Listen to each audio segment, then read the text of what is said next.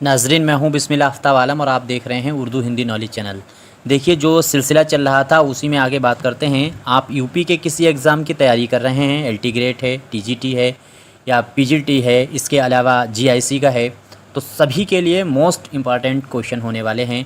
और आज का जो पहला सवाल है वो आपकी स्क्रीन पर दिख रहा है। जो एहसान, ये कॉल है, जो एहसान वली ने उर्दू शायरी पर किया था, वही एहसान गिलक्रिस्ट ने उर्दू नस्र पर किया है। किसका कॉल है? उम्मीद करता हूँ सभी का आंसर सही होना चाहिए और फटाफट जवाब देने की कोशिश कीजिए। देखिए, जब हम फोर्ट विलियम कॉलेज को पढ़ते हैं तब ये कॉल हमारे सामने आता है और फोर्ट विलियम कॉलेज में कौन कौन से शोरा थे और उनकी क्या क्या तसानीफ़ हैं, ये आपको मालूम होना चाहिए। आंसर जिस भी बच्चे ने दिया होगा बी, उसका आंसर एकदम सही है। मौलवी अब्दुल हक का नाम याद रखिएगा। बाबाए उर्दू इनको कहा जाता है, मौलवी अब्दुल हक को। हापुड़ में 1870 में इनकी पैदाइश हुई थी। उम्मीद करता हूँ बाकी चीज़ें आपको मालूम ही होगा। दूसरी चीज़, फोर्ट विलियम कॉलेज से मुतालिक एक बात आपको याद रखनी चाहिए कि 20 जो है क्या कहते हैं 1800 के बाद में ये शुरू हुआ, तो 19वीं सदी में इसकी शुरुआत हुई थी। सदी बहुत जल्दी पूछते हैं। इसके बाद में अगला सवाल है, फोर्ट विलियम कॉलेज किसका लगाया हुआ पौधा है? ये भी सवाल आपको हर हाल में आना चाहिए और इस तरह के सवाल आपसे हर हाल में पूछे जाएंगे। उम्मीद करता हूँ सभी का आंसर सही होना चाहिए। देखिए, फोर्ट विलियम कॉलेज में बहुत से शोरा थे जिनमें आपको कुछ ख़ास नाम, जैसे हैदर बख्श हैदरी हैं, उनका नाम आपको याद रहे, उनकी किताब आराइश महफिल, उम्मीद करता हूँ सभी को मालूम होगा। इसके बाद में मिर्ज़ा अली लुत्फ़, उनका तज़किरा गुलशन हिंदी है जो 2 हिस्सों पर लिखा गया था, याद रहे। या फिर मीर शेर अली अफसोस की किताब आगे उर्दू है, वो आपको याद रहना चाहिए। मिर्ज़ा काज़िम अली जवान जो हैं, उन्होंने ड्रामा शकुंतला जो है उसका अनुवाद यानी तर्जुमा उर्दू में किया था। यहाँ पर जो आपको सवाल दिख रहा है तो वो आंसर आपको मालूम होना चाहिए सी आपका। वेलेजली का नाम आपको याद रखना चाहिए। देखिए, लाड लगाया जाता है लेकिन लाड लगाना नहीं चाहिए। लाड का मानी होता है भगवान या खुदा, तो मैंने लाड हटा दिया है सभी के नाम से के आगे से। तो बेलाजली आपको याद रखना, वैसे लिखा मिलेगा लाड वेलाजली। इसके बाद में लाड जो है डलहौजी आपको मिलेगा। अब इसमें क्या, जो हिंदुस्तानी शोबा था उसका सदर अगर पूछा जाता है फोर्ट विलियम कॉलेज में तो गिलक्रिस्ट है। इसके बाद में अगर पहला प्रिंसिपल पूछा जाता था तो डेविड ब्राउन है। अगर फोर्ट विलियम कॉलेज को किसने बंद किया था? डलहौजी की नीति आपको मालूम होगी कि उसने हड़प नीति शुरू की थी और उसी हड़प नीति के तहत इसने फोर्ट विलियम कॉलेज को 1854 में बंद करा दिया था। आई थिंक सभी को मालूम होना चाहिए।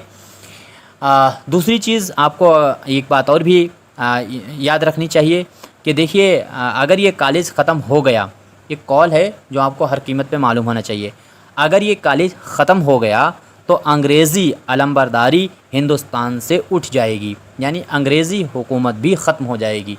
ये कॉल किसका है अगर आपसे पूछा जाए तो ये भी वेलाजली का ही है। आपको 2 चीज़ें वेलाजली की याद रखना चाहिए कि फोर्ट विलियम कॉलेज किसका लगाया हुआ पौधा माना जाता है, तो वेलाजली का माना जाता है। और वेलाजली ने ही ये कॉल भी कहा था कि ये कॉलेज अगर ख़त्म हो गया तो अंग्रेज़ी हुकूमत हिंदुस्तान से ही ख़त्म हो जाएगी, यानी अंग्रेज़ी हुकूमत जो है वो हिंदुस्तान से उठ जाएगी। तो इतनी चीज़ें आपके सामने क्लियर हो गई हैं। अब अगला सवाल देखिए, ये सारे क्वेश्चन जो आपको दिख रहे हैं, इनमें कोई क्वेश्चन अगर गलत होता है तो उसको कमेंट करके बता सकते हैं। आपका कोई सुझाव हो ज़रूर दीजिएगा। दूसरी चीज़, क्वेश्चन अच्छे लगे तो लाइक कर सकते हैं, वरना डिसलाइक भी कर सकते हैं। सजेशन ज़रूर दीजिएगा, वीडियो को शेयर ज़्यादा से ज़्यादा कीजिए ताकि दूसरे के काम आ जाए। और ये एक नया तरह का सवाल आपकी स्क्रीन पे है कि बागो बहार के मुसन्निफ़ मीर अमन दहलवी की जागीर को किस राजा ने ज़ब्त कर लिया था? इसको मैंने शायद ये वीडियो कल आपने देखी होगी, शॉर्ट में वीडियो में ये कट करके डाला गया था कि टीम की तरफ से कि ये क्वेश्चन आपको हर हाल में आना चाहिए और इस तरह के सवाल बनते हैं। ये सारे के सवाल जो हैं वो आपको मेरी जो बुक है शाहीन, उससे मिल सकते हैं, उसको आप ख़रीद सकते हैं। तो सूरजमल जाट का नाम आपको याद रखना चाहिए और वो आपने वीडियो देखी है तो उसमें ही हम इसका एक्सप्लेन कर चुके हैं। अब अगला सवाल है कि किस अदीब की लिखी हुई किताब आराइश महफिल हातिम ताई के फ़ारसी किस्से का तर्जुमा और ख़ुलासा है? तो किसका तर्जुमा या ख़ुलासा है? देखिए, इसमें कई नाम आपके सामने दिख रहे हैं जो आपको अभी मैंने बताए भी थे इनकी किताबों के बारे में। तो इसमें सबसे पहले हम लोग बात कर लेते हैं कि हैदर बख्श हैदरी का नाम आपको याद रहना चाहिए। हैदर बख्श हैदरी का भी नाम है। इससे पहले जो बहादुर अली हुसैनी हैं, इनके बारे में आपको मोटी चीज़ याद रखनी चाहिए कि ये फोर्ट विलियम कॉलेज के जो थे वो मुंशी के ओहदे पे थे, मुंतखब हुए थे बहादुर अली हुसैनी, और इनकी तनख्वाह जो है वो 200 रुपये माहवार मुकर्रर हुई थी नूरुल हसन नकवी के मुताबिक। दूसरी चीज़ जो है, और जो सेकेंड मुंशी के तौर पे जिन्होंने काम किया था, तो उनमें से बहुत से लोग थे, लेकिन उन ख़ास नाम जो है वो तरनी चंद मित्रा का नाम, आप मित्र को नाम आपको याद रखना है, ये मित्रा होना चाहिए उसका क्या नाम, लेकिन मित्र पता नहीं क्यों बोलते हैं उर्दू वाले। तो तरनी चंद मित्रा का नाम आपको याद रखना, इनका तकर्रुर हुआ था और ये 100 रुपये माहवार पर इसमें काम करते थे। बाकी जितने भी मुंशी थे इस फोर्ट विलियम कॉलेज में, उनकी 40-40 रुपये तनख्वाह थी। देखिए फिर से एक बार कर देते हैं कि मीर मुंशी अगर पूछा जाता है तो बहादुर अली हुसैनी हैं, तनख्वाह इनकी 200 रुपये है। और अगर आपसे नायब मुंशी पूछा जाता है या सेकंड मुंशी पूछा जाता है, तो वो आपको ताराचंद मित्रा का नाम आपको याद रखना चाहिए, उनकी 100 रुपये तनख्वाह थी। बाकी जितने लोग इसमें काम करते थे, जितने भी मुंशी थे, उनकी तनख्वाह जो है वो 40 रुपये थी। क्वेश्चन हम आपके सामने कितने भी कम कराएं, लेकिन इतनी बात मान लीजिए कि क्वेश्चन बहुत ज़्यादा डिटेल करके और अच्छे क्वेश्चनों को मैं आपके सामने रखने की कोशिश करता हूँ। तो बहादुर अली हुसैनी का इतना जो काम है वो आपको याद रखना चाहिए। दूसरी चीज़, बहादुर अली हुसैन, एक चीज़ और भी याद रखिए कि चहार दरवेश जो किताब है अता हुसैन तनी नौतर्ज मुरस्सा के नाम से उर्दू में मुंतकिल कर चुके थे। उसी किताब का भी तर्जुमा करने का काम फोर्ट विलियम कॉलेज के अंदर हुआ। अब इसके बाद में अगला सवाल है, बाग़ उर्दू किस फ़ारसी किताब का तर्जुमा है? तो किस फ़ारसी किताब का तर्जुमा है? फटाफट इसका जवाब देने की कोशिश कीजिए। उम्मीद करता हूँ सभी का आंसर सही हुआ होगा। तो अब इसमें क्या है कि फोर्ट विलियम कॉलेज की जब इतनी बातें चल रही हैं तो कुछ बातें और भी। देखिए पहले तो आपको यहाँ से याद रखना है, ये आंसर जिसने भी दिया है उसका आंसर सही है, यानी आपका आंसर सही होगा। गुलिस्तान सादी जो है उसी का तर्जुमा मानी जाती है बाग़ उर्दू, सभी को मालूम होगा। देखिए आराइश महफिल जो है, आपको याद रहे थे, पीछे अभी बात कर रहे थे, आराइश महफिल में हातिम ताई के फ़ारसी किस्से का तर्जुमा किया गया है, हैदर बख्श हैदरी ने किया है, ये आपको मालूम ही है पहले से, उम्मीद करता हूँ सभी को मालूम होगा। अच्छा, तोता कहानी है, हफ्ते पैकर है, ये जितनी भी किताबें हैं ये सारी किताबें किसकी हैं? हैदर बख्श हैदरी की हैं। तो तोता कहानी किसकी है? हैदर बख्श हैदरी की है। तारीख़ नादरी किसकी है? इन्हीं की है। आराइश महफिल भी है और गुल मग़फ़िरत है। जो इम्पॉर्टेंट हैं वो आपको कम से कम इनके बारे में मालूम होना चाहिए। बाकी ये जो आपके सामने ऑप्शन दिख रहे हैं, मैंने अभी जो बताया था कि नौतर्ज मुरस्सा ये चहार दरवेश का तर्जुमा है, ये तो आपको मालूम ही है। इसके बाद में तवातुल वजूद, ये आपको भी मालूम है कि दक्कन की लिखी गई किताब, दक्कन में लिखी गई किताब है। इसके बाद में अगला सवाल है, तारीख़ फ़रिश्ता किस ख़ानदान का बयान इसमें किया गया है? देखिए तारीख़ फ़रिश्ता जो है वो हर हाल में आपको मालूम होनी चाहिए, तारीख़ फ़रिश्ता से आपको गुरेज़ नहीं कर सकते। तो उम्मीद करता हूँ सभी का। अच्छा देखिए फोर्ट विलियम का अभी इस पे बात कर रहे थे जब हम बाग़ उर्दू पे, तो इसमें एक चीज़ और याद रखिएगा। बाग़ उर्दू में पहली बात तो ये किसने बाग़ उर्दू जो की है, तो शेर अली अफ़सोस, इसका नाम हम स्लिप कर गए एक्सप्लेन में, तो शेर अली अफ़सोस का नाम आपको याद रखना है। उन्हीं ने ही बाग़ उर्दू के नाम से गुलिस्तान सादी का तर्जुमा किया है। दूसरी चीज़ आपको इनके बारे में याद रखने की बात है कि ये लखनऊ में आसिफ़ुद्दौला के वहाँ रहते थे। जब इनकी बात हो रही है मीर शेर अली अफ़सोस की, तो इतनी भी याद रखिएगा, आसिफ़ुद्दौला के यहाँ रहते थे। और आसिफ़ुद्दौला के वहाँ एक नाइब जो है वो मुंशी थे या काम करने वाले थे, तो उनका नाम था रज़ा ख़ां। और रज़ा ख़ां जो थे उन्हीं के ज़रिए कर्नल स्कॉट से मुलाकात इनकी हुई थी। कर्नल स्कॉट का नाम आपको याद रखना है। उनसे मुलाकात किसकी हुई है? तो शेर अली जो हैं उनकी मुलाकात हुई है, शेर अली अफ़सोस की। किससे हुई है? तो कर्नल स्कॉट से। रिवीजन बार बार हम रिपीट करते हैं ताकि आपको याद रहे। किसने करवाई है? तो नवाब रज़ा ख़ां जो हैं उन्होंने करवाई है। कहाँ थे इससे पहले ये फोर्ट विलियम कॉलेज से पहले? तो शेर अली अफ़सोस आसिफ़ुद्दौला के वहाँ जो है शेर व शायरी करते थे और वहाँ रहते भी थे। इतनी मोटी मोटी चीज़ें जो हैं वो हमने आपके सामने बता दी हैं। अब इसके बाद में अगला सवाल जो हमने रखा है वो है तारीख़ फ़रिश्ता किस ख़ानदान का इसमें बयान किया गया है। उम्मीद करता हूँ पहली बात तो ये देखिए कि तारीख़ फ़रिश्ता जो है वो दक्कन में लिखी गई है और इसमें बयान जो हुआ है वो बहमनी दौर का बयान किया गया है। आंसर आपका सही होगा। लेकिन इसी दगनी किताब को उर्दू में फोर्ट विलियम कॉलेज के अंदर मुंतकिल करने का काम, यानी तर्जुमा करने का काम मीर काज़िम अली जवान ने किया है। मीर काज़िम अली जवान का नाम आपको याद रखना है। तारीख़ फ़रिश्ता का तर्जुमा इन्हीं ने किया। दूसरी चीज़, शकुंतला जो है ब्रज भाषा में लिखा हुआ शकुंतला जो कालिदास का नाटक है, मीर काजिम अली जवां जो हैं उन्हीं ने ही शकुंतला नाटक को भी उर्दू में मुंतकिल किया। सिंहासन बत्तीसी को भी किया है, लेकिन आधा किया था, आधा निहाल चंद उसने लल्लू लाल कवि ने किया था। इतनी बातें आपको मालूम होनी चाहिए। इसके बाद में अगला सवाल है, नासिर अली ख़ान बिलग्रामी की किताब हफ्ते गुलशन को उर्दू में किसने मुंतकिल किया है? देखिए ये सारे क्वेश्चन हम आपको बताते हैं, ये सारे के सारे क्वेश्चन आपको जो शाहीन मेरी बुक है उसमें मिल जाएंगे। और वो ऐसी बुक है जिसमें एनसीईआरटी है, राम बाबू सक्सेना की किताब है, नूरुल हसन नकवी की किताब है।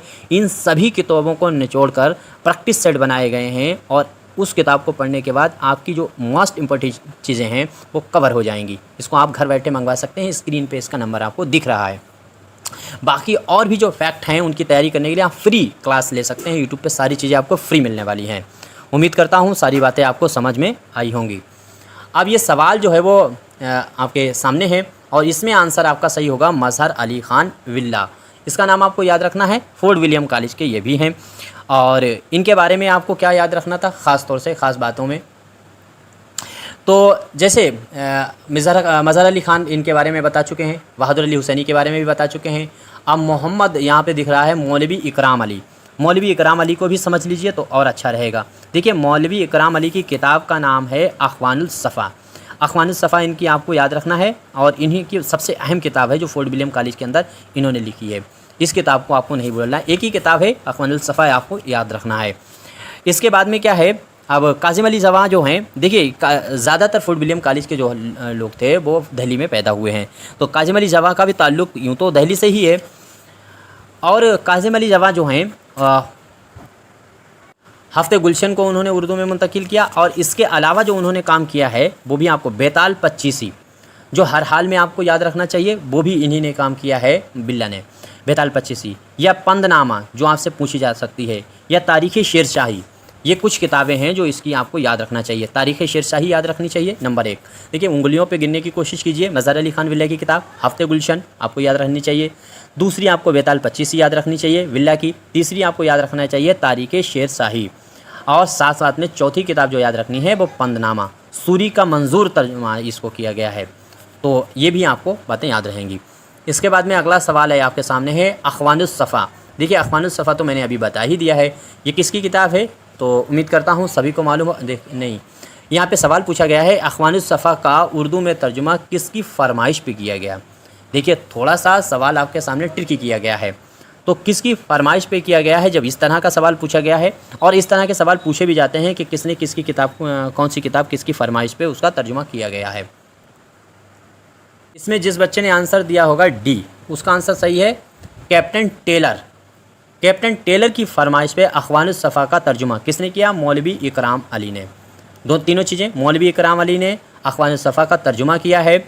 और ये क्या है, तो ये किस्सा, ये किताब जो है फ़ारसी, उसी का तर्जुमा है। किसकी फरमाइश पे किया है, तो कप्तान टेलर की फरमाइश पे किया है। इसमें एक और नाम आपको यहाँ दिख रहा है डॉक्टर डेविस। तो डॉक्टर डेविस ने क्या करा था, सबसे पहले अख़वानुल सफ़ा को उर्दू में तर्जुमा करने का काम डॉक्टर डेविस ने ही किया था, लेकिन वो बहुत मुश्किल उर्दू थी। तो कप्तान टेलर की फरमाइश पर फिर अख़वानुल सफ़ा का तर्जुमा उर्दू में मौलवी इकराम अली ने किया था। देखिए एक्सप्लेन करते हैं और आपको रोक कर या वीडियो बार बार रिपीट करके देखना चाहिए, बगैर स्किप किए हुए करना चाहिए। और आप अपने पास नोट बना लें तो आपको फिर एक ही बार में नूरुल हसन नकवी या साथ साथ में राम बाबू सक्सेना और फिर चाहे एनसीईआरटी हो, ये सारी किताबों का नोट्स एक ही नोट्स में तैयार हो जाएगा अगर आप मेरी वीडियो देख रहे हैं या किताब मेरी शाहीन ख़रीद रहे। उसके साथ साथ में वीडियो में और भी ज़्यादा चीज़ें नहीं प्रैक्टिस कराई जा सकती हैं, मुश्किल है यूट्यूब पर कराना इतना लंबा, लेकिन आप रिवीज़न के लिए बहुत ज़्यादा अहम रहेगी आपके लिए। और अगर आप तैयारी राजस्थान के कर रहे हैं, चाहे टीजीटी की हो पीजीटी के, तो उसके लिए भी जनरल जो जीके का पेपर होता है उसको भी मैं पढ़ा रहा हूँ। साथ साथ में एलटी ग्रेड और जीआईसी में जो जीके जीएस का पोर्शन आने वाला है उसको भी मैं पढ़ा रहा हूँ, वो भी आप सब फ्री में देख सकते हैं। बहार दानिश के फ़ारसी किस्से को उर्दू नज़्म में किसने मुंतकिल किया, तो बहार दानिश का किस्सा है और इसको बहार दानिश को नज़्म किया गया है काहे में, तो वो किया गया है नज़म में किया गया है। बहार दानिश को फ़ारसी का किस्सा है। अब ये बात आपको बतानी है किसने किया, तो आंसर आपका जिस बच्चे ने दिया होगा मिर्ज़ा मिर्ज़ा जान तपिश का नाम आपको याद रखना है। मिर्ज़ा जान तपिश 1778 में इनकी पैदाइश हुई थी। ये बात आपको उम्मीद करता हूँ मालूम ही होगी, और बहुत ज़्यादा इनके चीज़ों की जानकारी इनके बारे में नहीं रखने की ज़रूरत है। ख़ास तौर से इस किताब को ही रखना था। जब बाहर दानिश पूछेगा डायरेक्टली किसकी किताब है तो मिर्ज़ा जान तपिश की है, फोर्ट विलियम कॉलेज से जुड़े हुए हैं।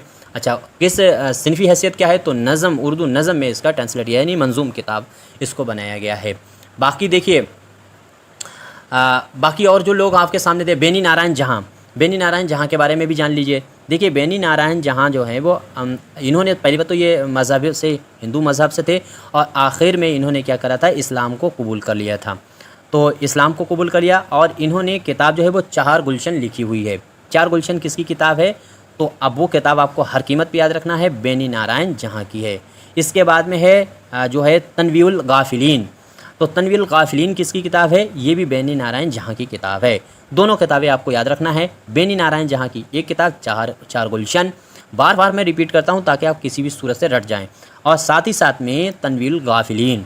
ये दोनों किताबें बेनी नारायण जहाँ की हैं और इन्होंने मज़हब कबूल कर लिया था, इस्लाम। इसी तरीके से जैसे दिल्ली कॉलेज है, उसमें एक राइटर थे जिनका नाम था रामचंद, नाम मुझे जहन पे मेरे स्लिप होने लगा है। उन्होंने, वो भी हिंदू मज़हब से थे, लेकिन उन्होंने कौन सा अलजबरा वगैरह जो किताब लिखी है, जहन पे नाम नहीं आ रहा, आपको याद आ रहा हो कमेंट कीजिएगा। उन्होंने जो मज़हब कबूल किया था वो ईसाई मज़हब को कबूल कर लिया था। IIT रुड़की में वो इंजीनियर भी रहे, और देखो नाम मेरी ज़बान पे नहीं आ रहा, हुब्बे हिंद शायद उनका रिसाला भी है। तो यहाँ पर चीज़ें आपको क्लियर हुई। अच्छा, हमीदुद्दीन बिहारी, या जो है इनका नाम आपको सामने शो हो रहा है। तो हमीदुद्दीन बिहारी का भी कुछ चीज़ें आपको जान लेनी चाहिए और बहुत ही इंपॉर्टेंट हैं। देखिए एक चीज़ इनके बारे में, इन्होंने एक किताब लिखी थी जो है ख़वानुल ख़वान जो है वो किताब किसकी लिखी हुई है तो वो हमीदुद्दीन बिहारी की लिखी हुई किताब है। आगे देखिए अगला सवाल है। अच्छा देखिए, इनसे रिलेटेड सवाल भी आ गया। हमीदुद्दीन बिहारी की उस किताब का नाम दर्ज झेल में से बताइए जिसमें उन्होंने खाने बनाने की तरकीबें बताई हैं। यानी ये रेसिपी पे लिखी हुई किताब है। कहाँ लिखी गई, फोर्ट विलियम कॉलेज पे। ये बहुत इंपॉर्टेंट सवाल है। देखिए इसी तरह के मैं सवाल लाता हूँ जो क्वेश्चन जनरल क्वेश्चन होते हैं वो सभी को मालूम होते हैं, लेकिन ऐसे क्वेश्चनों को मैं ढूंढ करके लाने की कोशिश करता हूँ जो एग्ज़ाम को टफ़ कराने के लिए पूछे जाते हैं, और इसी तरह की प्रैक्टिस को मैंने शामिल किया किताब में। अब यहाँ पे क्या है कि इसमें आपसे सवाल पूछा जाता है वो कौन सी किताब है जिसमें खाने बनाने की तरकीबों का बारे में बयान किया गया है। किताब किसकी लिखी हुई है तो अब वो याद रखना, हमीदुद्दीन बिहारी की किताब लिखी हुई है। तो अभी वो हमने हमीदुद्दीन बिहारी की किताब का नाम तो बताया ही था, जो है ख़वान जो है तो ख़वानुल वान, ये किताब आपको याद रखना है। D answer. देखिए उर्दू में मुझे नहीं आती है, उर्दू सीखने की मैं कोशिश करता हूँ, बहुत मुश्किल काम है, उर्दू आसान नहीं है सीख पाना, लेकिन जितनी सीखी है आप लोगों से सीखिए। कोई क्वेश्चन या कोई चीज़ गलत होती है ज़रूर बताने की कोशिश कीजिए। आगे देखिए, गुलशन नौबहार और नौरत्न, टाइपिंग मिस्टेक यहाँ पे हुआ है बट मैं बता देता हूँ। एक आपको नाम याद रखना है, ये दास्तान है गुलशन नौबहार, उम्मीद करता हूँ सभी को मालूम है गुलशन नौबहार। और दूसरा आपको याद रखना है नौरतन, यहाँ पे ते और नून छूट गया है, नौरतन, ये जो जुमला है यहाँ पे छूट गया है, इसको सही कर लीजिएगा। गुलशन नौबहार और नौरतन, ये दोनों दास्तानें दास्तानें लिखी गई किस दबिस्तान में लिखी गई हैं। दास्तानें हैं दोनों, और दोनों किस दबिस्तान में लिखी गई, दक्कन में लिखी गई, लखनऊ में लिखी गई, दिल्ली में लिखी गई। उम्मीद करता हूँ सभी का आंसर सही होना चाहिए, और इसमें जिस बच्चे ने जवाब दिया होगा लखनऊ तो उसका आंसर एकदम राइट है। देखिए गुलशन नौबहार ये किताब और नौरतन, ये दोनों किताबें मोहम्मद बख्श जो है महजूर की लिखी हुई हैं। मोहम्मद बख्श महजूर का नाम आपको याद रखना है, मोहम्मद बख्श महजूर। दोनों किताबें, दोनों दास्तानें इन्होंने लिखी हैं, और कहाँ लिखी है तो ये भी आपको याद रखना चाहिए, लिखी है लखनऊ में। इसी के साथ साथ में इबादत बरेलवी की किताब जो है दास्तान लिखी हुई है जज्बे इश्क, वो भी लखनऊ में ही लिखी गई है। अगला सवाल है हफ्ते सयाह जो है वो किसकी लिखी हुई दास्तान है। देखिए हफ्ते सयाह का भी नाम आपको याद रखना, ये भी लखनऊ में ही लिखी गई। एक क्वेश्चन के साथ मैं कोशिश करता हूँ बहुत चीज़ें आपके सामने क्लियर हों।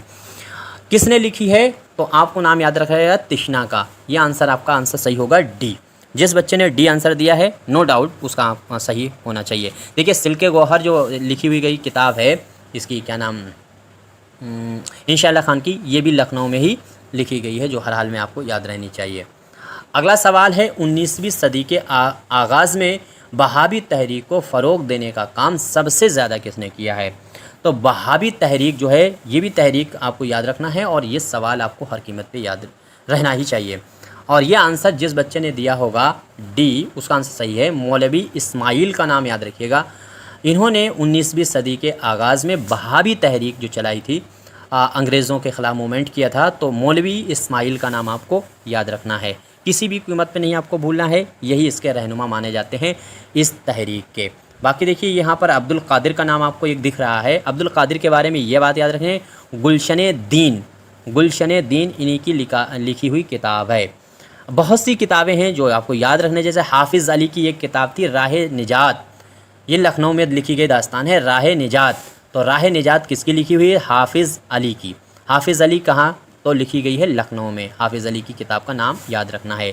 मौलवी मोहम्मद जो है सिफ़ा की लिखी हुई किताब, तो वो ज़ादे आखिरत लिखी गई है। ज़ादे आखिरत किसकी किताब है? तो मौलवी मोहम्मद सिफ़ा की लिखी हुई किताब है। अच्छा, इसके बाद में एक बात और भी, जब इतनी बात बताई है, मौलवी अब्दुल कादिर की किताब जो मैंने बताई वो हर कीमत पे याद है, गुलशन दीन। ये सारी किताबें जो मैंने बताई हैं दास्तान, ये सब लखनऊ में लिखी गई।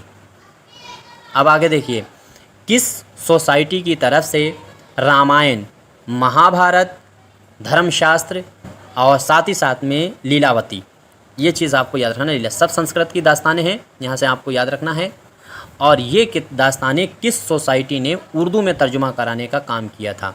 Scientific society, vernacular translation society है, अलीगढ़ सोसाइटी है, ये साइंटिफिक सोसाइटी, या फिर कोलकाता प्रेस ने इसको शाया कराने का काम किया है। उम्मीद करता हूँ सभी का आंसर सही हो जाए। शकुंतला को भी इसी प्रेस ने कराया था, और भी मुझे याद आता है।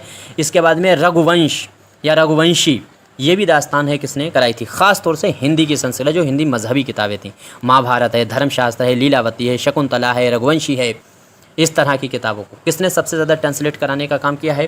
तो आंसर जिस बच्चे ने दिया होगा बी, वर्नाकुलर ट्रांसलेशन सोसाइटी का नाम याद रखिएगा। पैकस बतरूस ने इसने कायम की थी, 1843 में इसको खोला गया था। अब इसके बाद में अगला सवाल देखिए, और सवाल है आपके सामने, देखते हैं। कानपुर में लिथो प्रेस किस सन में कायम की गई थी? देखिए लिथो प्रेस किस सन में कायम की गई थी? उम्मीद करता हूँ सभी का आंसर सही हुआ होगा, और यह आंसर तो आपका सही होगा 1803 में। सबसे पहले कानपुर में ही छापाखाना खोला गया था, तो उसका नाम लिथो प्रेस आपको याद रखना चाहिए, कानपुर में खोला गया। और इसके कामयाब हो जाने के बाद 1837 में फिर दिल्ली में छापाखाना खोला गया, जहाँ से किताबें प्रेस होना शुरू हुई थी। अच्छा, यहाँ पर आपको 1835 दिख रहा है, तो इसको भी जान लीजिए। मैकाले एक्ट अगर पूछा जाता है तो 1835 में आया था, और एजुकेशन में तमाम तब्दीलियाँ कर दी गई थी। इसी के चक्कर में आगे चल करके 1854 में फोर्ट विलियम कॉलेज बंद हुआ। और 1854 में क्या हुआ? तो 1854 में फोर्ट विलियम कॉलेज बंद ही हुआ है, क्योंकि 1854 में मैकाले एक्ट आ गया था, तो जो है इसी वजह से पूरी तरीके से लागू हो गया था। तो 1854 में फोर्ट विलियम कॉलेज बंद हुआ है। 35 में क्या है? तो मैकाले रिपोर्ट आई है। बस इतने ही क्वेश्चनों पे हम बात करते हैं। इनमें कोई क्वेश्चन गलत हुआ है ज़रूर बताइएगा। और आखिर में फिर स्क्रीन पे आपको बुक दिख रही है, इसको ख़रीद कर आप मंगवाइएगा और अच्छे से तैयारी कीजिएगा। इसमें 2000 क्वेश्चनों की MCQ प्रैक्टिस है। बाकी हर टॉपिक 47 टॉपिकों पर वो क्वेश्चनों को, यानी वो चीज़ों को शामिल किया गया है जो एग्ज़ाम में पूछी जा रही हैं या एग्ज़ाम के सवालों के आसपास के सवाल हैं उससे संबंधित है। बाकी कोई आपका मशवरा है दे सकते हैं। क्वेश्चन अच्छे लगे तो लाइक कर सकते हैं, नहीं अच्छे लगे डिसलाइक कर सकते हैं। बाकी आप अदरवाइज़ सभी जो उर्दू के ग्रुप हैं उनमें शेयर कर सकते हैं। शुक्रिया।